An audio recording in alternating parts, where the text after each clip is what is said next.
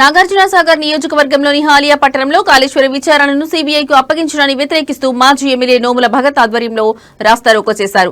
అనంతరం సీఎం రేవంత్ రెడ్డి దిష్టిబొమ్మను దహనం చేసి తమ నిరసనను తెలిపారు. అనంతరం నోముల భగత్ మాట్లాడుతూ తెలంగాణ రాష్ట్రంలో ముఖ్యమంత్రి రేవంత్ రెడ్డి డైవర్షన్ పాలిటిక్స్ నడిపిస్తున్నారని, మోసపూరిత హామీలతో అధికారంలోకి వచ్చి ఒక పక్క యూరియా కొరతతో రైతులు రోడ్లపైకి వచ్చి నిరసన తెలుపుతుంటే మరోపక్క కాళేశ్వరం కమిషన్ పేరుతో కేసీఆర్ ను ఇబ్బంది పెట్టాలనే దురుద్దేశంతో సీబీఐకు అప్పగించారని మండిపడ్డారు. తక్షణమే సీబీఐ విషయాన్ని విరమించుకోకపోతే బీఆర్ఎస్ పార్టీ నాగార్జునసాగర్ నియోజకవర్గంతో పాటు తెలంగాణ రాష్ట్ర వ్యాప్తంగా ఆందోళన చేస్తామని హెచ్చరించారు.